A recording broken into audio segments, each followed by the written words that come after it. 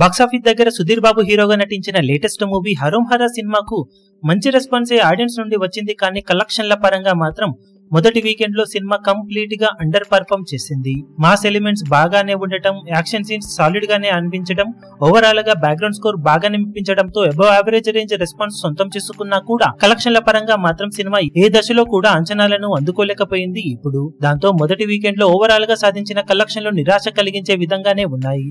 Working days లో అద్భుతమైన hold ను చూపెడితే తప్పితే సినిమా తేరుకునే అవకాశాలు ఇప్పుడు తక్కువగానే కనిపిస్తూ ఉన్నాయి.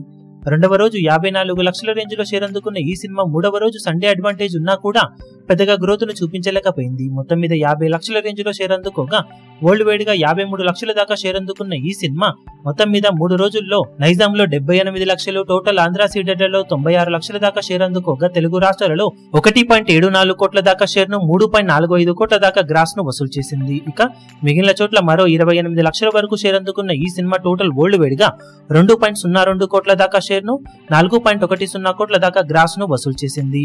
6.5 కోట్ల వాల్యూ బ్రేక్ ఈవెన్ టార్గెట్ తో బరిలోకి దిగిన ఈ సినిమా 3 రోజుల్లో సాధించిన కలెక్షన్స్ కాకుండా ఇంకా 4.48 కోట్ల దాకా షేర్ అందుకోవాల్సిన అవసరం ఎంతైనా ఉంది. ఇక బాక్సాఫీస్ దగ్గర సినిమాకి ఈ రోజు బక్రీద్ హాలిడే కలిసి వచ్చే అంశం ఉండటంతో ఏమైనా గ్రోత్ ను చూపెడుతుందా లేదా అనేది ఇప్పుడు ఆసక్తికరంగా మారింది. లేని పక్షంలో బ్రేక్ ఈవెన్ అందుకోవడం ఇక కష్టమేనని చెప్పుకోవచ్చు. ఈ వీడియో మీకు నచ్చినట్లయితే లైక్ చేయండి, షేర్ చేయండి, ఛానల్ ను సబ్స్క్రైబ్ చేయడం మాత్రం మరవకండి. ఏ చిన్న అప్డేట్ ను మిస్ అవ్వకూడదు అనుకుంటే బెల్ ఐకాన్ ను ప్రెస్ చేయండి.